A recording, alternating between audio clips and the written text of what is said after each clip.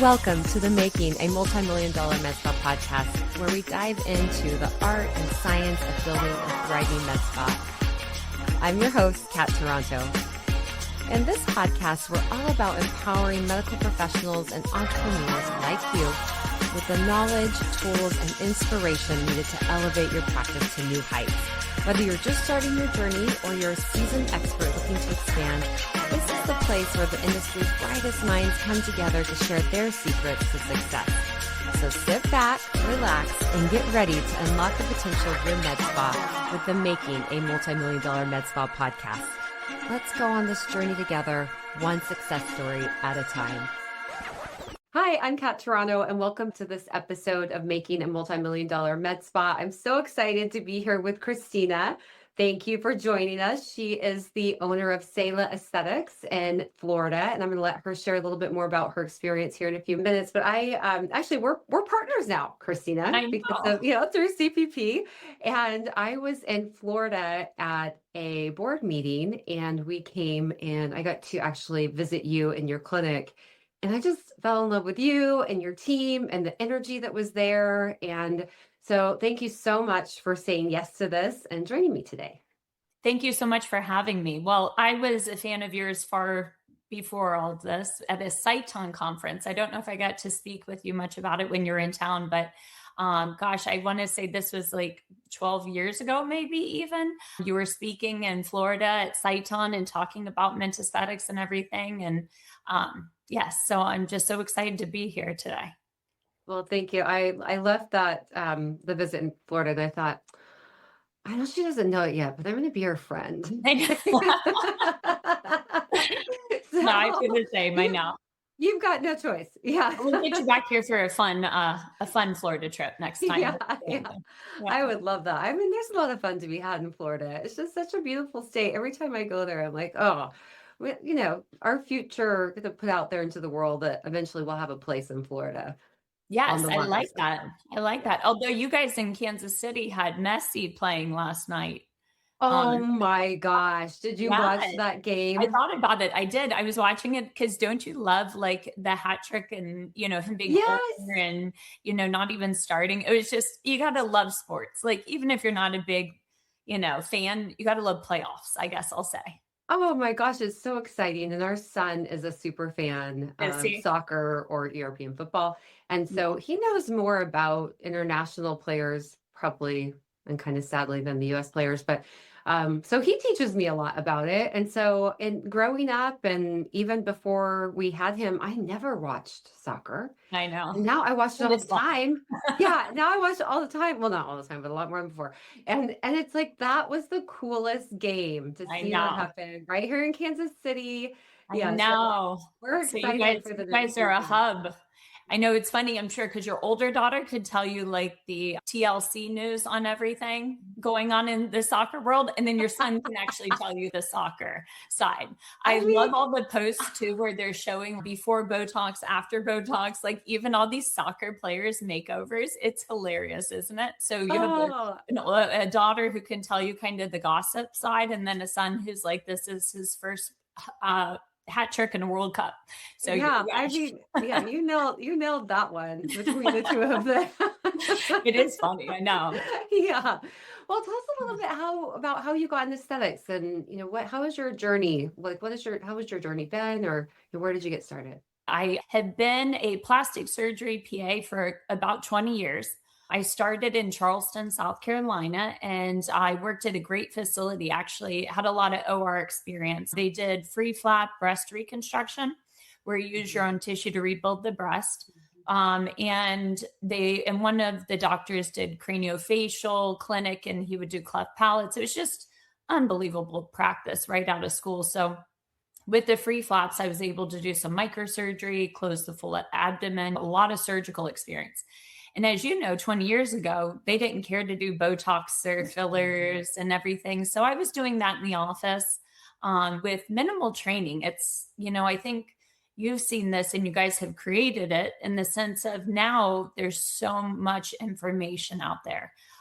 Sometimes I feel like whenever people ask me about peptides and all these new trends, I'm like, gosh, it just makes me think of 20 years ago when we were doing Botox and we were doing things that were like, that was a great idea. That was a horrible idea. And thank God nothing went wrong, So I think it's the practice of medicine. And so it was just such a cool facility to start at and just such great OR clinical experience, everything along those lines. So I worked in Charleston for about 5 years. I'm from Palm Beach Gardens, Florida, so moved home before kids and everything. And then when I moved home, I worked with two great plastic surgeons in Palm Beach Gardens. After I had my first child, I cut back and just started working with one. Then he separated and went out on his own and then offered me equity in the business. So we spoke at we spoke at ANSPA and the plastics conference. ASAPs, that's what it is, forgive me. And it was interesting because this was about 7 years ago. And we tried to kind of talk about it and put it out there, a mid-level, having ownership and becoming an equity partner in a business and buying in. And that opportunity that I was flattered to have. I was with Dr. David Lickstein in Palm Beach Gardens, and then more recently excited to be partnered with CPP and continue kind of the spa growth. It's interesting looking at aesthetics, and you've seen it, is I was fortunate at a time to grow a med spa organically. This industry loves the term organically. So organically, grow a med spa from a plastic surgery background practice. So it was really interesting how aesthetics and injectables and this non-surgical side just kind of really has taken off. It's interesting. I see in the plastic surgery realm kind of a pivot, I'd say, in the sense of when patients would come in to have any sort of cosmetic surgery. It's like shooting fish in a barrel in the sense of here they are, and you can convert them to non-surgical. You can educate them on all the other things they need. Now it's interesting because it's probably a season where most everybody 25 and up now has an injector. The shift that you see a little bit as we brought in more providers and as we've grown of it being more of yours to steal versus yours to acquire by just, having a good personality and doing a good job and slowly building the rapport. Patients are much more educated and everything. So it's interesting because I know you guys are involved with, but we're not, the peptides and different things in wellness. And I'm excited to look into that. We're always looking for, well, how do you sustain? How do you keep growing? How are you always on like the cutting edge? But as you look at this industry, men and women are more apt probably to initiate with a peptide or GLP-1 and even hormones before even injections. I'd almost say it's exciting that it's ever changing. It's exciting to look to maybe grow into that. In my mind, when I look to the future and growth, I think that's where we're going to capture more new patients. And like I said, it's great being aligned with the plastic surgeons in your community. It's a great referral base back and forth because you do see also, or what I've seen in our community at least, I don't know how your area is, but a lot of the plastic surgeons kind of don't want to take on the med spa side as much anymore because it is something that's kind of become its own animal and own, beast. And that's what's been so great about the partnership is understanding the med spa side and really having more of a focused effort on growing it and being intentional with it versus, a plastic surgery practice that's just kind of has a spa, paralleling it. But, that's always the priority, the one, where the focus is, even with consultants and everything. And so would you suggest for someone listening that, is a PA or an NP and looking to open their own clinic would you suggest that they reach out to plastic surgeons in their area to see if they would like to team up, if they could be their medical director or maybe even more? I mean, what would you say to them? Completely. I think, I love that really the theme I feel like now is collaboration over competition, and really, I think all a rising tide lifts all ships, all kind of the statements out there. It's true though. Even when you look in the plastic surgery community, it's become Oh, he does facelifts. Oh, he does eyes. It Hmm. is something where I think people are very specialized. And I think that there's enough for everybody. And so it's nice to, if you're kind of establishing in a new community and you're looking for a supervising physician, it's nice to reach out and make the effort. I think Hmm. what I see in as a PA is I try to still be very humble and respectful of the education they have that is different than what I have. And I think if you come across to them with that approach, it really sets you apart because I think the separations kind of coming in the sense of, PAs not feeling like they're respected for their knowledge and what they've done. And then plastic surgeons being like, well, you don't have my education. And I think that it's definitely something where if you put your ego aside, meet with them, kind of have the statement of love to figure out a way to work together to support you, to refer to you, because I actually even laughed as I talked to one of the plastic surgeons in town as I was like, I can make you want to do facelifts longer. Like truly. And you can go to someone like that because you know what they don't want to do? The post-op. The Hmm.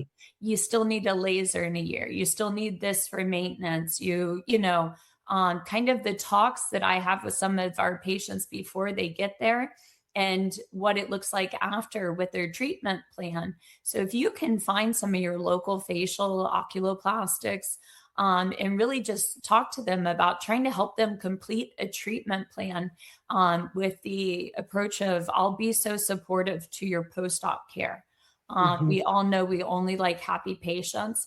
We also all know surgeons like to operate. So I Hmm. think it is an easy patient acquisition, especially when you approach a surgeon in that manner.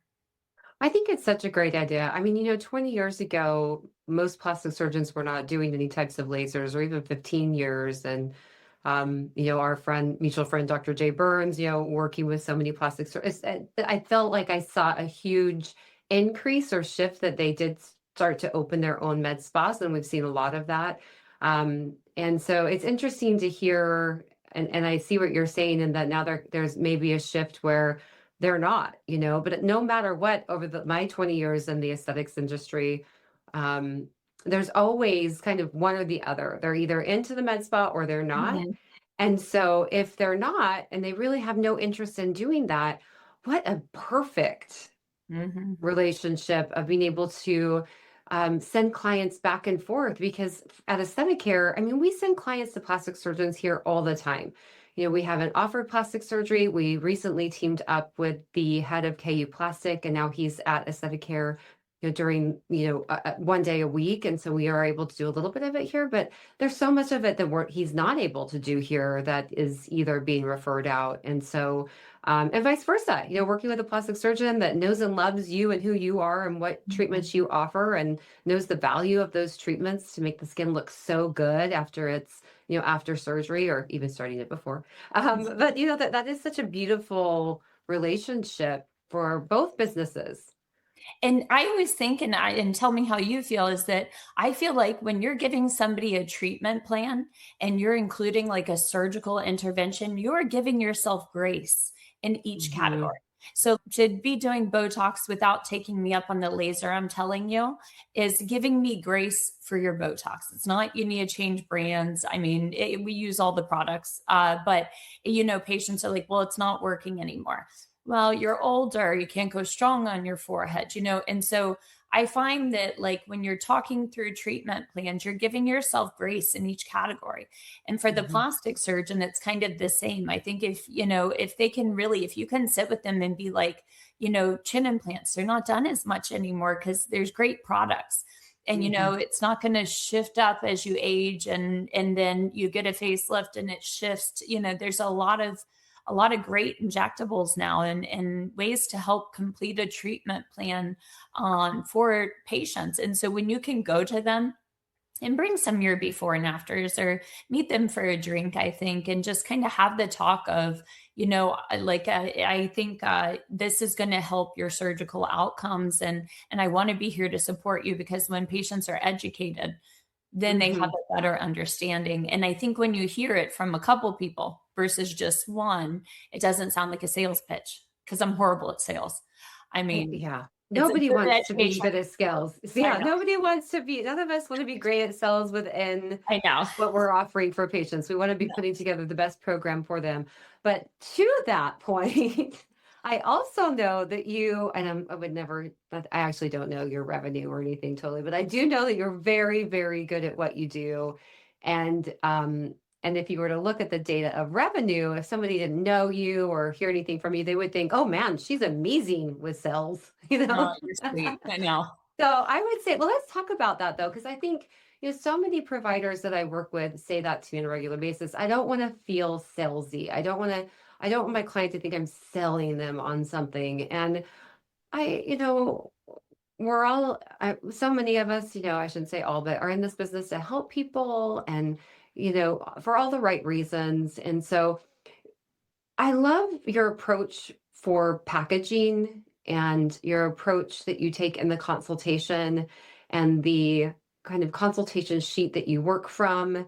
And will you share a little bit about your approach for the consultation and the type of, your consultative sheet, and then how you approach kind of like long-term packaging for clients? Yes, yeah. I'm fortunate with a good patient base and implicit faith. I have treatments like Elocord, like you have implicit faith in me. We do Erbium, like you have implicit faith in me, so I'm fortunate in that sense, that I've had established ones for a while. But I think as you're looking to grow and you're looking to grow new providers and you're trying to come up with relationships, it really is coming like, I feel like you guys have that same niche of a place of sincerity and really just being more so like, finish the thought. Like I kind of have gotten to in consultations on, we both love laser. So I kind of gotten to in consultations, like you either drop your head off once a year and do a good laser, maybe a little filler around the lips at the same time.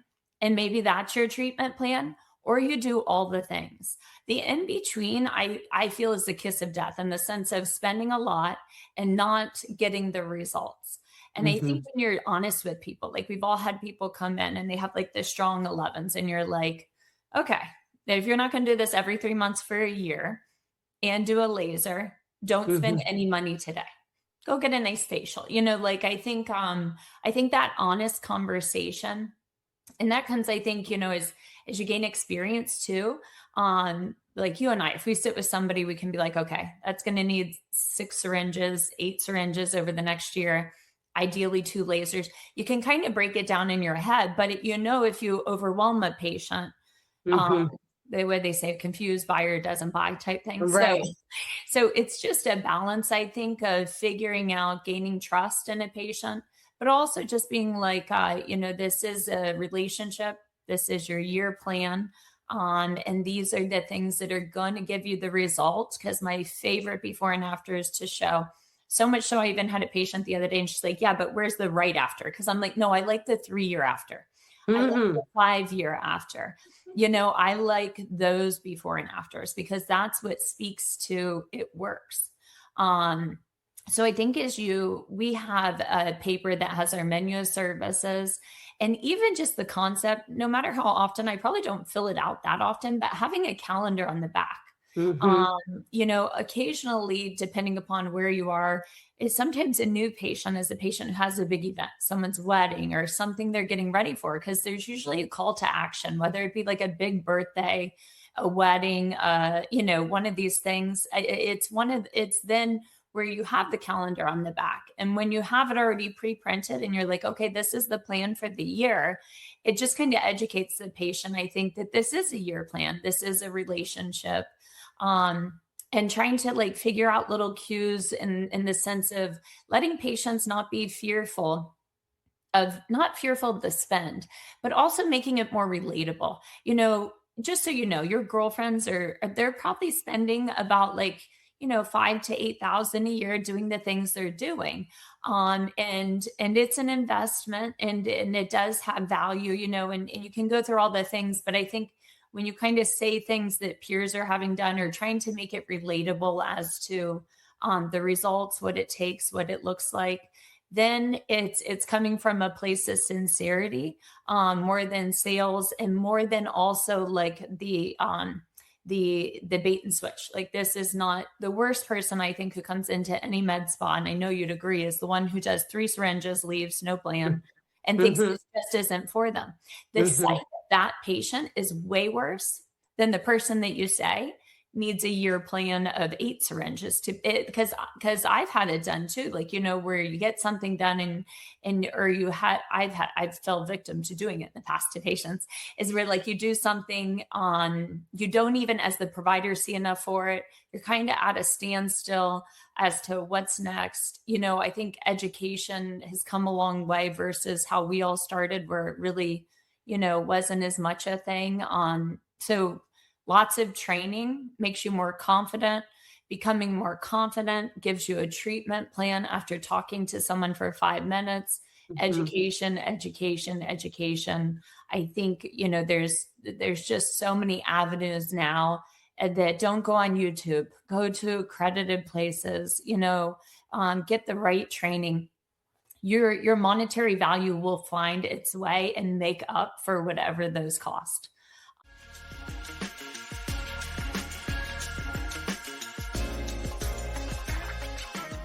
This episode is brought to you by Omni Bioceuticals, an expert innovator in skin, scalp, and hair care with a strong foundation in the medical aesthetic market. Omni Bioceuticals focuses on the future of regenerative aesthetics, combines scientific innovation, breakthrough technologies, and leadership committed to excellence and customer satisfaction. They merge cutting-edge American medical research with clinically validated skincare solutions trusted by leading dermatologists across the United States. Omni pioneers growth factors, exosomes, and peptide protein development, helping clinics achieve the highest standards for post-procedure recovery and daily skin and hair care routines. Every Omni formula is proprietary and patented, designed to maximize absorption of powerful active ingredients into the skin. If you're looking for science-driven, clinically validated skincare rooted in innovation, Omni Bioceuticals delivers. Learn more about Omni Bioceuticals and discover how their advanced formulations can elevate your aesthetic practice.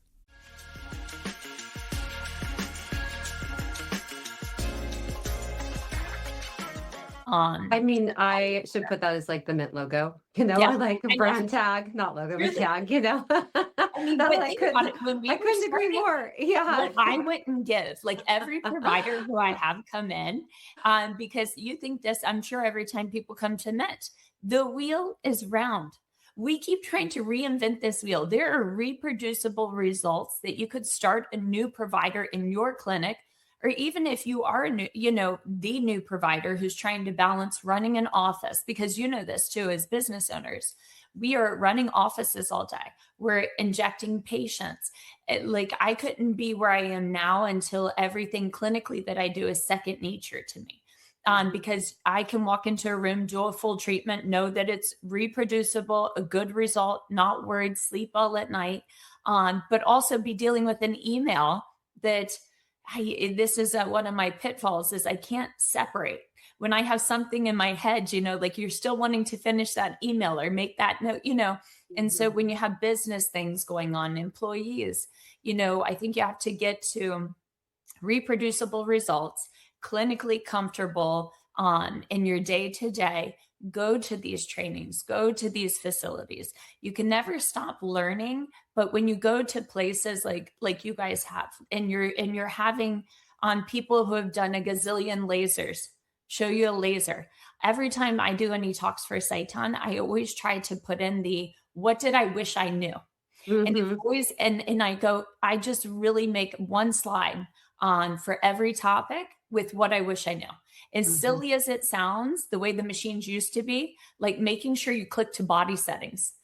When Oh my gosh, yes. it sticks. So I would go through like everything silly that that you don't think of. I mean, it used to be with those machines, you had the wrong filter and then say la vie, you're doing the settings. It doesn't trigger you. Right. But I try to, in these educational events where you're talking to your providers who have done a million of these, you're going to get the pearls of, reproducible results. And then I think it's a little easier to kind of run a business and have an algorithm in your head and set it up for the next provider in the algorithms of success and go from there. So you've really grown your team, and so how are you managing, what is like from day to day, are you in the clinic treating patients 70% of the time, running the business 30% of the time? Is it 50-50? Is it 80-20? Like, what does your day to day look like? I'm still in the clinic a lot. We're looking for a bigger location and trying to expand. We've kind of maxed out our space, as you saw, and it would be nice to get another provider in and up to speed and moving, which we have thoughts on growth. We just need this space because it would be nice to take a little bit more of the business focus. And I'm sure every business person on this call is like, you're right. How do I get to do that when I'm the person driving the ship, So it is a challenge. I'm very like, I'm competitive about it. So I still have like personal goals as to what I want to hit. And then we all try and do the balance of business, family, vacations now that it's summer. And so I personally am probably 70 clinical, 30. That's where CPP has been great, is, having the business acuity of just very clear. I don't think it's a place. I think when you're able to have someone very intelligent on the business side support you, it's a game changer. Because I think we've all had weeks where we were like, that was a busy week. And then you look at the numbers and you're like, oh no, it doesn't look busy at all. Like it didn't bring anything in. I was pro bono some of the days. Right. Like, I was slammed. Yeah. Oh, totally. So you have to have somebody watching your books. And if you're trying to do a little bit of both, I'm fortunate to have a really good team kind of helping on the business side. It's a little slower in summer, so I probably every summer pick up business side and kind of cut back a little clinical. Really a nice shift, especially in prep for, I'm sure you're doing it as well at your facilities, the holidays, like all the things. All the things. Everything now. Well, we are, knee deep in planning our annual party. It's in the end of September. So, our marketing director has been planning it for months now, but it's like now the topic of every weekly meeting just to make sure we're still, moving it forward.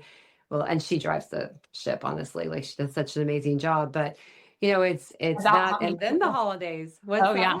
So you have that about how many people attend? Is it virtual as well? We do a big live event. The last 2 years, we've hosted a virtual event during the live event.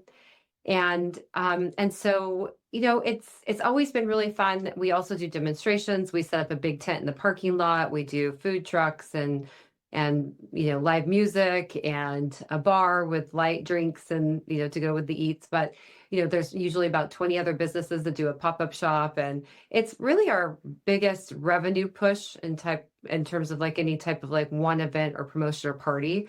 And so last year during that event, we did somewhere around 3.7 million through that event. But we do a lot of small events throughout the year as well. So we do a lot of like girls' night out or lunch and learns. And so between our 3 locations last year, we hosted about 70 events. Wow, that's great. Is that what your goal is for the year? Our goal is just regular events, because it's something that when we launched 25 years ago, or opened, we started that way, and it's kind of been like our workout, you just keep working out, you're gonna keep in shape type of thing. And it's just really worked for us. And I know some clinics are like, oh, the events, blah, blah, blah, I want to do social and TikTok and all those things. And we still do those things, but the events we've found to be really successful at bringing in new people, because the 70 events that we hosted we didn't invite our current clients. They're all to get new clients. And then we found that when they come in through an event, they're a lot more likely to book the consultation. And then they've met the provider at the event, so they know them. There's like some, credibility there. And we've just found that they stick with us longer. So it really creates that kind of tight relationship in the beginning of trust. I And really so, like that. And I like the September time. Like, that's a great time. It's like families are back. You're in the mhm, routine of school. I really love that and might steal it actually, because too, I feel like since COVID, people want to party. They want to come to stuff. They like want to get back out ever since that, especially. But I love the September for the business side as well, because mhm, it's a little bit of a on like regroup before the holidays. By the time you get to the holidays, people buy packages for after. And I always like, especially I'm sure you're the same with laser promos, and I do better like you. I'm not, if you go online and follow me, I'm not Instagram cool. I can speak like and do fine on TikTok or on like social media stuff. I kind of I don't show. I like live events and interactions because I feel like that's where I can show my personality more. mhm. The social media, it really, I don't know, it hasn't really hit for me like my personality, and it's probably just because I don't like to do it, to be honest. But we have to. So but I like the idea of a big live event because then I think it's fun to see all the providers and like their atmosphere and everything. So I like that in September. That's a great idea. It's worked really well for us. I mean, this September will be our 25th annual Wow. event. And so,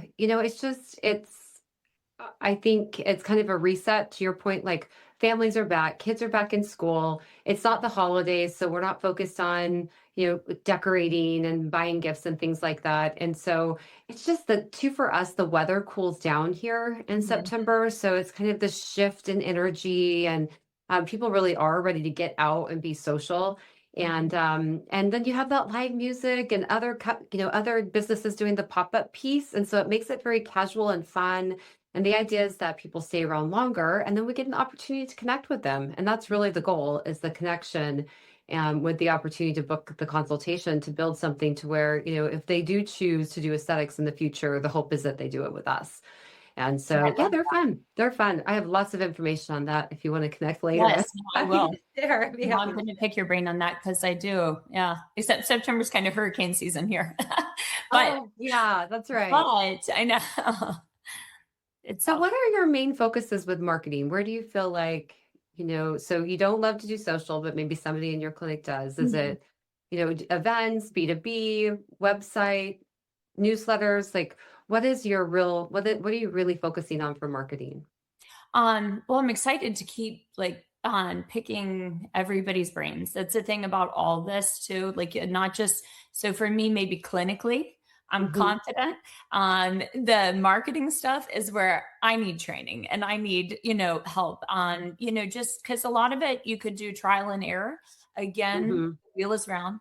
Nordstrom's is wildly successful. Be Nordstrom's, be the Ritz, try and Hmm. produce other people's success, and guidance. So I think, again, even if you feel clinically confident, this is where I still benefit from a lot of um, education and discussion, seeing what worked and what hasn't.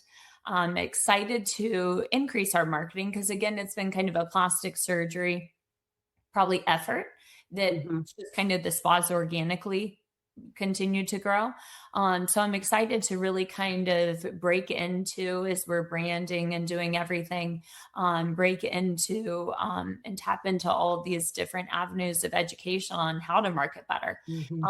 Because I think that just like you were saying, is that if you find your niche, and I think we see this with all our providers, even with sales, like when you find that person's niche where they shine, focus on that because you have someone in your clinic who's kind of good at all the things. I love the September event because I do feel like in clinics it's really funny.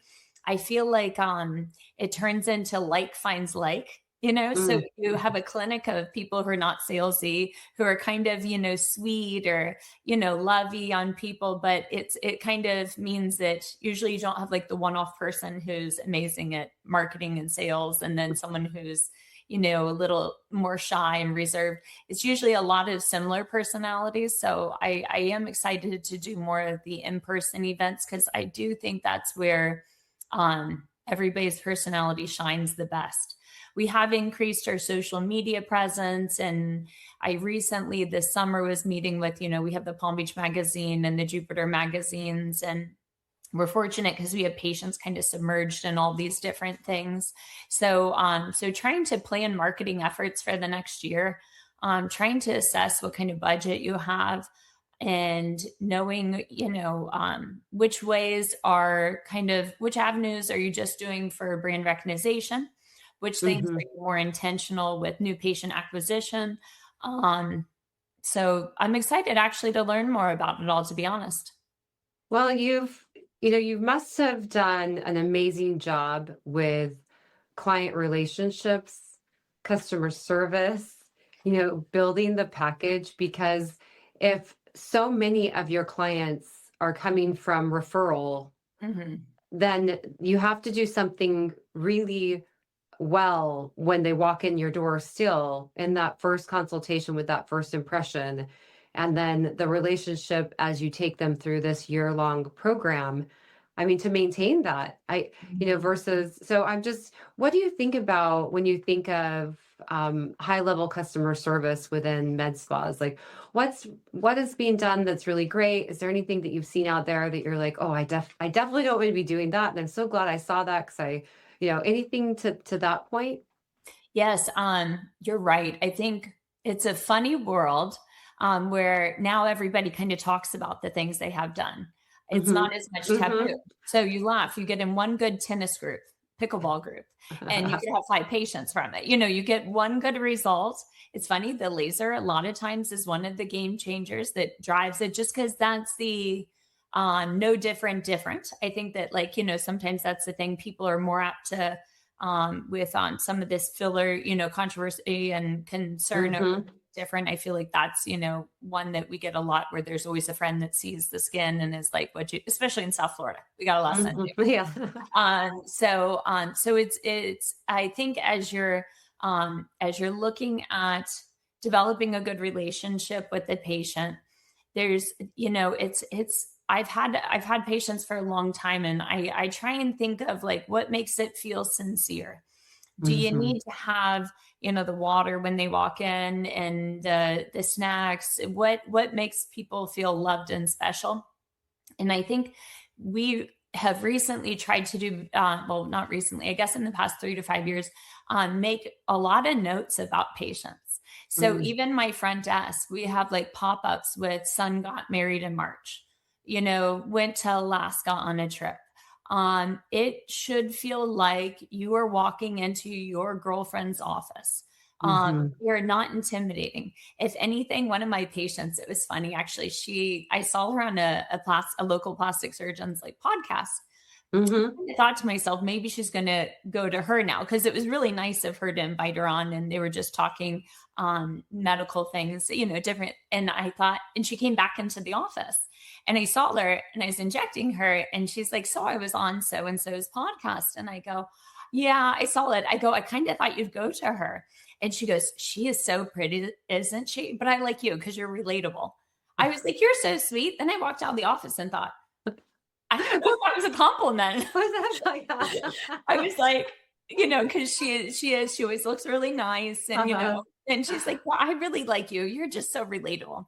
Oh. If you say thank you, then you walk out of the office and you're like, I don't think that was actually a compliment. But I think trying to not intimidate the patient, trying to come across as loving, trying to make the important notes of what a patient's going through, and, whether it be, I think we've all done it. Free Botox, your husband passed. The things that you can do to love on somebody in that moment is something where, having started in a lot of breast cancer and medical, and really working with those patients, what's crazy, and I know you feel the same because we're passionate about this, is I feel like where we sit now, this is equally, if not more rewarding. We are this is all our ministry. It can be that way. That's how it feels sincere. We actually care about people. We actually sincerely want them to look better. Yes, we all have to run a business, but really that organically does come when you have their best intention. And I think when you get patients in and you're able to love on them, like nobody sits in your chair feeling good about themselves. Let's be honest. Like everybody's going through something, and I think when you're able to kind of just love on people, it is something that we even said during COVID, we have a couple of patients. I feel like they just came in for someone to connect with. I don't know if Hmm. any of you experienced that, but there were people who just came in and it was like they just needed to feel like connected with somebody. Hmm. And so yeah, I think it's just really rewarding the field that we're in. And as like medical professionals, like what is better than helping people? And I think however many years ago I would have been like, oh gosh, I'm never gonna be in office injecting all day, like I'm doing laser, because you Careful like what you say never about. well, Yeah. as soon as you give it energy, especially with 3 kids, right? Yeah. Hang on. Yeah, so, you kind of like, you get into medicine. You're like, I want to practice medicine. I want to help people. Honestly, this field is so rewarding. And it's funny, I think anybody who's been long standing in it and has loved on patients through, different seasons, it is. So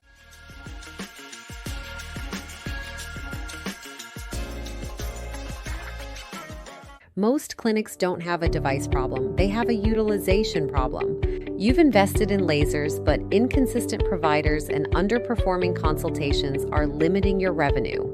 The Laser Mastery Track is a 6-month performance program built to fix that. You get hands-on training with real patients across BBL, Moxie, Halo, RF microneedling, and more, plus structured consultation practice and competency validation.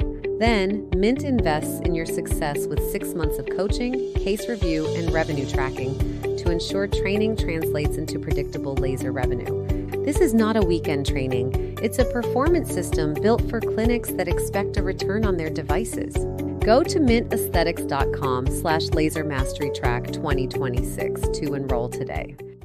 A huge thank you to the sponsor of today's episode, Omni Bioceuticals. Smart skin science for brilliant beauty. Learn more about Omni Bioceuticals at the link in our show notes. This episode is sponsored by Omni Bioceuticals, a brand grounded in real science and built specifically for the medical aesthetics space. Omni combines cutting-edge American medical research with clinically validated skincare solutions, focusing on regenerative aesthetics and post-procedure recovery. Their proprietary patented formulations incorporate growth factors, exosomes, and advanced peptide technology, all designed to meet the highest clinical standards. And with their globally patented molecular delivery technology, active ingredients are optimized for maximum absorption and performance. If your practice prioritizes evidence-based skincare, Omni Bioceuticals is a partner worth exploring.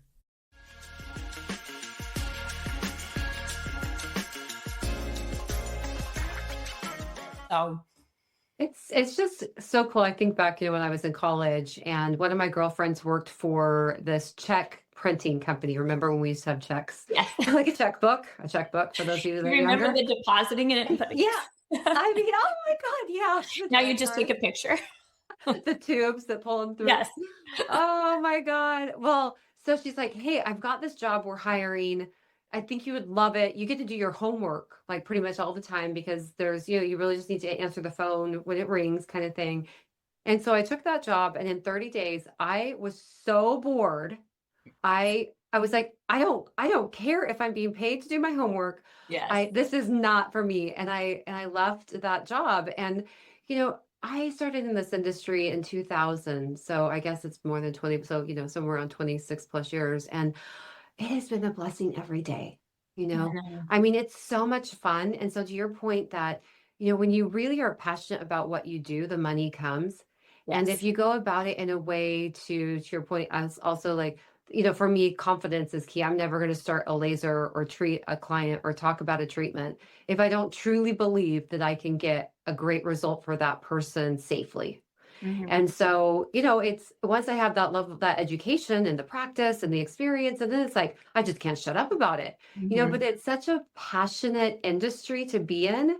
And it's so much fun. And so if you're listening out there and you're wondering, should I get into aesthetics? I think you're hearing from both of us that like, yes, Yeah. I mean, there's so much joy to be had in it. And so I've always felt so fortunate that I kind of accidentally got into this. Yes. No, I laugh. One of the our new PAs. Newer. She's been with us about 6 years. She came from the ER. And I laugh though, because the double-edged sword is you do laugh, like get into aesthetics, they said. It'll be fun, they say. Like the kids statement, have kids, they say. It'll be fun, they say.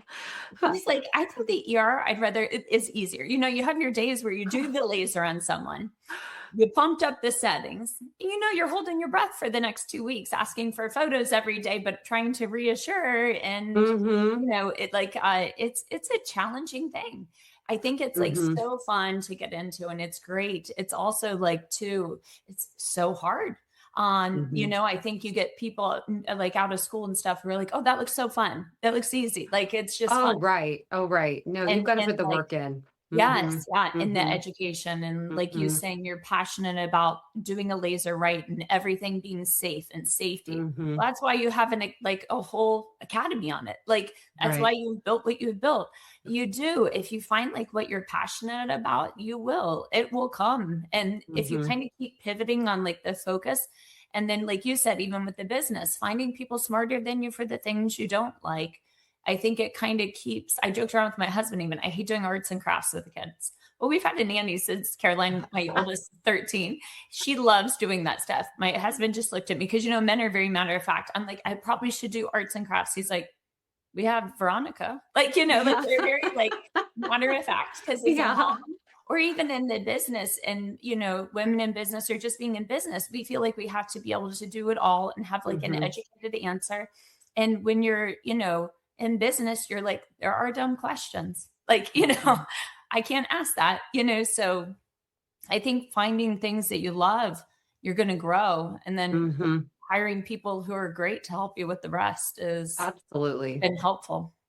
So when you started, did you start doing injectables first and then laser? Okay. So, Yes. There's a number of business med spa owners that I've met throughout the years, and they start with injectables, and, for a number of reasons, I'm sure. One, there's so much instant gratification with injectables with our clients, but also it's a lot less expensive to start a business around injectables than it is to buy a laser for $150,000, $350,000 to $500,000. So, there is that price tag along with it. But what would you tell an injector that has a med spa up and going, is feeling confident using injectables? Would you suggest that they bring on lasers? I think it's hard once you keep growing in aesthetics. I think it's hard to not have the tool belt, and having all the things that you really need to get a good result. Like to be doing Botox without doing something for your skin. Now they've come a long way since we've been doing them. I mean, I probably started with injections just because that's all there was. And now the lasers have so many great safety parameters around them. Because even as consumers, you used to say the word laser and people would either think of a facial or they think you're burning them. Like there was no like in between. So I think it's hard to not have everything. I have a couple thoughts on that because I am talking to one of our like local providers currently. If I have a bigger space, I would love to bring her in, just in the sense of she has a great, she's very like-minded in technique. I've trained her when she was at a different practice. She was in, and it's hard in surgical plastics practices because you want to keep growing and, you want autonomy. So it is challenging. It's a challenging road out there, I think sometimes. But she's been on her own. And I said to her, I was like, before you renew your lease, before you get a laser, talk to me. Just in the sense of, it depends on where you sit. You definitely can, I think, take on a laser, but you have to be very intentional with the growth of that and having that running all the time, and getting the ROI or having that plan as for, okay, I'm going to get a Clear and Brilliant or a Moxie, and every person who gets Botox quarterly is going to get set up to have one of those quarterly. You have to have a very intentional plan because these are very expensive devices. You have to figure out how to use the device to yield the result that you're charging for. It's not an easy learning curve. I know the education's come a long way and these devices are safer, because when I started with Sciton, like I said, you put the wrong filter and you do a whole treatment with the wrong filter. And now the machine prompts you. It actually Mm-hmm. starts with safe start settings. We had where you had like the thing that you're like looking through the little book as Oh, to, I still have one of those. It's although I like still look 18 at it. years old. Yeah. And we still have that site time with the key. Oh, Yeah. we lost the key. It's dying. The rep's like, I don't know where a Oh key my is. God, I think I have an extra key if you need one Yeah. in the I future. was like, Yeah. we don't have a key. And he's like, I used to carry him in my pocket. I don't have that. Yeah. So I would encourage people to, if you're an injector and you have a business and you want to keep growing, 100%, these devices are safe. They're good results. I always say, a site ton should steal my spiel, because I have this thought on some of these treatments, especially as a consumer. I say pain, downtime, cost, results. If you have a happy balance of those four things, you will never get back an unhappy patient. If any one of those four things gets too off kilter, they will be unhappy. So it's so the thing about the devices now: pain, topical numbing; downtime, Mm-hmm. minimal, or you do a halo, you have a week, cost, results. You have to Mm-hmm. have a good balance when you're doing those things. And I would say it's pretty easy, not easy because they're expensive and everything, but I would be hard pressed to be on my own without a laser, or some sort of skin device, not trying to hit a home run, but stay on base type Mm-hmm. of thing. Because there are nice, safe devices that we haven't had up until the past couple years, I feel like. Mm-hmm. It's really just been the scarier, measuring lidocaine toxicity, like stressful things. So I think there are really good devices. So I would say if you're in a growth mindset, yes, 100%. If you're in a mindset of you're not really sure and you're happy doing injections, I would really I don't know clinics around and everything, but like I said, the one local provider I know and the way we run the clinic, like you guys, is we really set people up so you eat what you kill. Mm-hmm. Is it for her more advantageous to not buy the device? She has little kids, to come to join our practice. She has a book of clients. Come Mm-hmm. join the practice, then you get the laser. When you look at the numbers, I'd be curious. I haven't done like a breakdown, like I said, but in our talks of what it is to be a solo provider is stressful, and be on your own, without, a colleague. I think, your program's great. If you're on your own without a colleague, you need somebody to connect with, every day, whether Mm-hmm. you've been doing it for forever. It's nice to have someone to bounce ideas off. This is the practice of medicine. It's constantly changing. If you aren't talking to someone regularly and collegial having these discussions, then you're going to get left behind. Mm-hmm. So interesting thought too, I'd put out there, is if you have your own business, you're not necessarily sure that you want this growth model. Another thought is if you have a great clinic near you that has some of these devices and is growing and doing well, maybe, a partnership and joining one of these bigger facilities that has the devices that you can use is another thought. If it's a very reputable, office and you kind of been doing it on your own, and then QuickBooks is stressing you and it's really, becoming more of a, anxiety point than the autonomy is allowing. I think, when you get like you guys and us, we try and set people up to where you're producing, you're making, and it's pretty clear as kind. There's no more bait and switch of anything anymore. Mm-hmm. The algorithms are out there. You Mm-hmm. make this, you can generate this, so yes to the laser. But the second thing that came to mind was I'm trying to talk somebody into joining. So I have to put that out there in case she's Gotcha. Well, no, that to me is a totally different thing, because I agree with you. I think there's a lot of estheticians and nurses that may leave a clinic and with the idea that they're going to start their own, and then they've never really sat in on the business meetings that the clinic is having. They don't know all of the fees that are, all the money that we spend to credit card processing fees and Mhm. benefits and taxes, and It hurts a little. buying products and buying lasers and keeping the lights on and, blah, blah, blah. But all of those Warranties. things. And then, all the things. And then they get out on their own and they realize, wow, I want to be a provider. I thought, and now that I know, because, we just don't know what we don't know. No. And so I think that that's a great example of, why not come into a clinic and then you have the opportunity to learn and grow so much more that has lasers and other procedures, and that will do all of the business side, and you get to show up and do your thing and love on your people and then go home and not have to worry about payroll and all of the other things. So I really was thinking about more of like, it's a clinic of injectors and they're not going to, they're doing well and they're going to stay open. I found that, if I'm an injector and I can't offer any of the lasers, and my client goes to, because to your point, everybody has an injector, which I really like that, like a hairstylist, from back in the day. Yeah, I mean, we still have our hairstylist too, but now we also have our injector.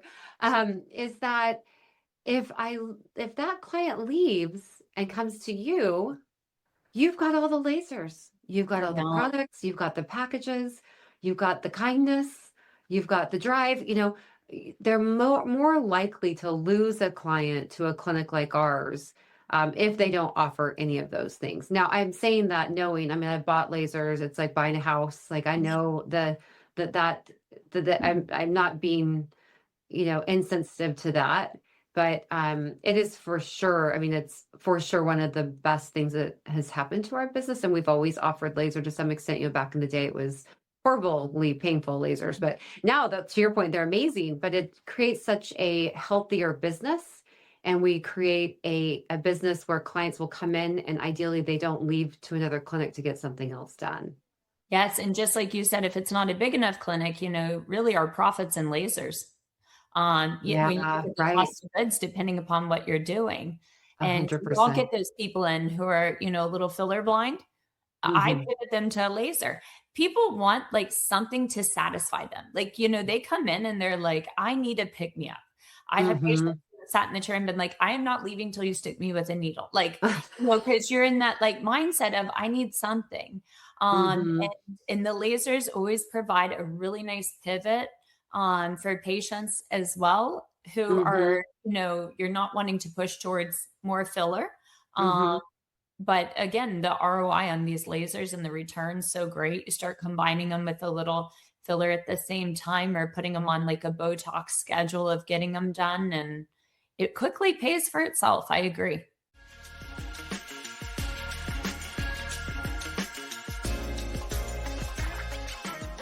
Mint eCourse subscribers get full access to over 40 courses covering clinical training, business strategy, and day-to-day operation, all built from what is actually working inside a $20 million med spa.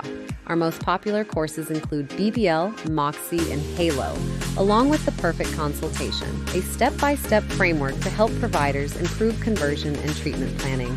This is where the concepts from the podcast become structured, repeatable execution for your entire team. Visit mintaesthetics.com and use the promo code podcast to get $500 off.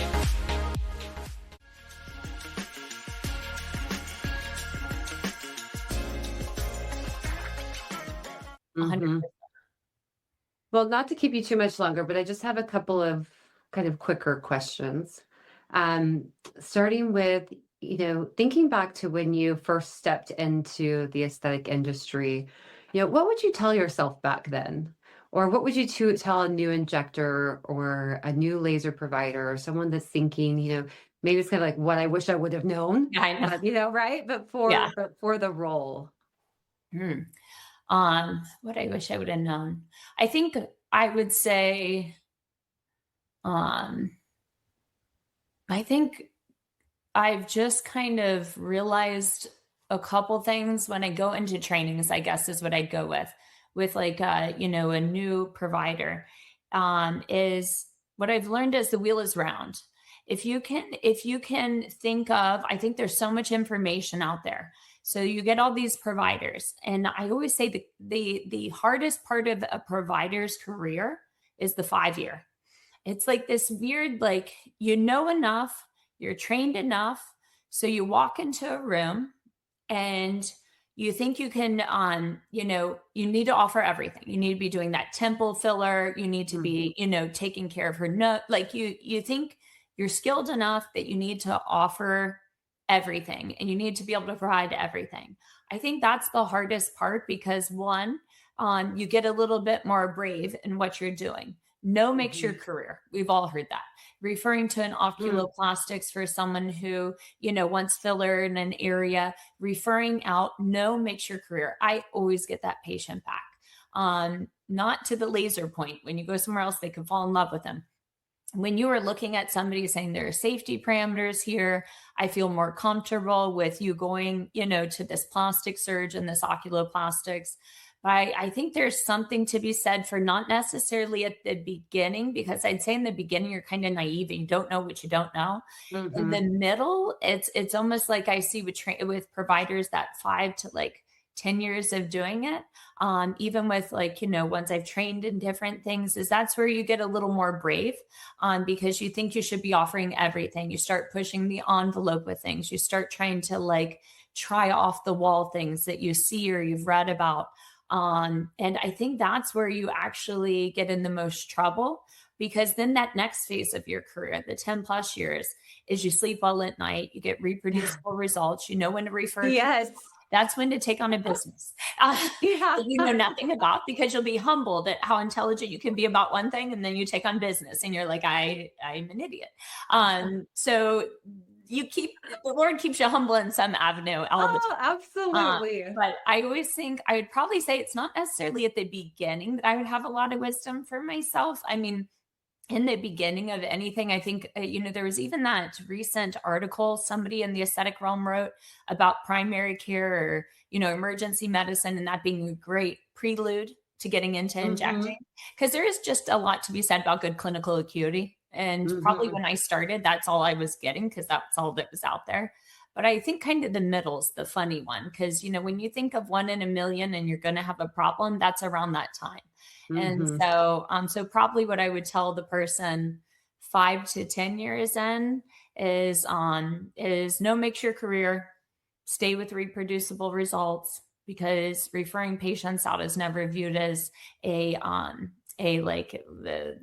not being proficient at your job. People respect it and their safety. And we know enough now. When I was doing some of the stupid things, we didn't know.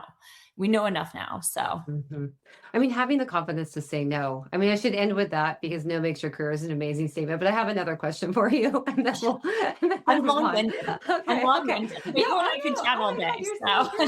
And it's funny to me that you say you're not great at social media, because I can see you. I mean, you're so charming. You're so I do well with intelligent. this. So I don't know what it is. I can't. mean, even social media all day long. Dance. I know. Yeah, I mean, you don't need to dance. You don't need any of that. Just being yourself is just perfect. And so, one last thing. What are you most excited about in our industry? Is there a new treatment, a new product, something you've heard about, but you haven't implemented yet? Is there a movement? Is there, what do you see that's really exciting you about the future of our industry?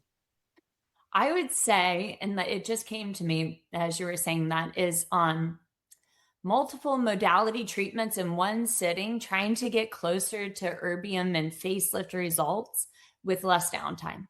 I think, as I look to what I'm trying to achieve in the practice and do, even as a consumer, to be honest, what do I want? I want drop my head off once a year. I tell my hairdresser then, if I could drop my head off and pick it up, I wouldn't swap with this much dry shampoo or root touch. But I'm I want the once a year. I give you 5 days of downtime. You do my halo, you do, Elocord, PDGF under my eyes, Skin V, perioral, and my lips, because I'd be more embarrassed going out with bruised or swollen lips than the halo. I drop my head off once a year and do all the things that incur downtime. We try and get closer to erbium results with something that's reproducible that I would sign up to do every year. Then you could do your Moxie, your Clear and Brilliance, and have a little bit of downtime the rest of the year. And you could do your cheeks, you could do your chin, you could do the things you don't bruise with, that you don't swell with the rest of the year. And even soft wave, some of these things, the non-invasive. So So probably as I look to what I'd want done and what the future has is trying to figure out at at 43, trying to figure out ways to have a very aggressive treatment done that has a low risk profile Mhm. associated with it, because the enemy of good is better. So, it has a low risk profile associated with it, even as the provider, and yields results that people will be compliant doing yearly, but also does encompasses more than just one treatment. Mhm. So that's what I'm most excited about. I know there's a couple other things out there with like fats. There's some, the skin tightening, the soft wave, all Mhm. of these things. But probably figuring out how to stack treatments and then pair them throughout the Mhm.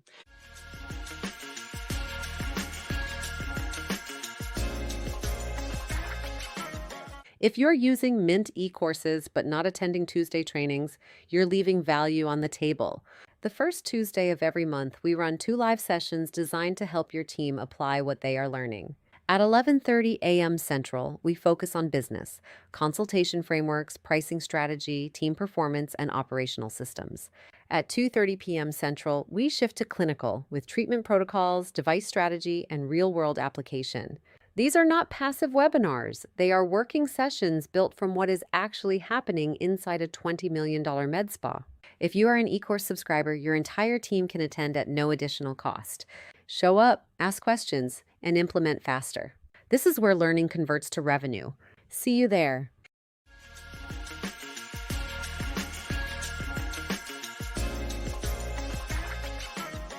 I'm just such a big fan of that, and especially stacking in a way that, again, you get a better result because it's multiple treatments, but the downtime is about the same, and Mhm. the chance of infection and it really doesn't increase. And just so that we can all go home and sleep at night, and our clients have a great, well, number one, our clients have a great experience, and also I can go home and Yeah, sleep at I night. know. You know, Completely. Completely. I'm getting older. I'm sure that's what's causing it. I'm just not as well, maybe I'm a little bit smarter. Maybe I'm not as brave anymore. I know. It's No, I'm it's sure wiser. what's causing it. Yeah. Okay. Yeah, I know. But I agree. I think, and to your point, like the lasers are getting so advanced. And if you really know how to use your injectables and how to layer those in, around the same time, I mean, it's a beautiful result that can be done, Mhm. with just 5 to 7 days of downtime. So is there anything that we haven't talked about today that you had on your mind? I don't think so. You sent me some good questions. Um, Um, well, I know you have been speaking at some events, and you've got some events coming up that you'll be speaking. Is there anything that you want to talk, any event that you want to talk about that's coming up that you're extra excited about? um, I have I did do, and there is a good CME course, the Aesthetic Injector Academy. It's a nice CME course. I did video content for the didactic for people looking for CMEs. That's like a nice, easy one. And I'm doing a workshop for them at the Aesthetic Injector, or what is it? The AES Aesthetic Extender Symposium. That one's down in Boca, Florida. So that one's up the street. And then Aesthetic Nexus 8.0, I think I'll be at.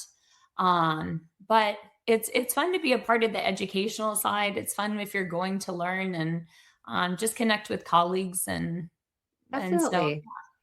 Well, if any of you all listening or attending those meetings, look for her. She's amazing. Go up, say hi. I've told her she's going to be my friend. And look, I put it out into the world. again, we could keep going for hours. I know. Yeah. So thank you so much for joining me today. So, just really appreciate your time, as I know you have so much going on. So thank you so much. And thank you to all of our listeners who joined us today. We'll see you at the next episode of Making a Multi-Million-Dollar Med Spa. We love you. See you then. Thanks for tuning in to today's episode of the Making of a Multi-Million-Dollar Med Spa podcast. I'm Kat Toronto, and it's been an absolute joy to be part of your journey. Until next time, let your passion lead the way. See you soon.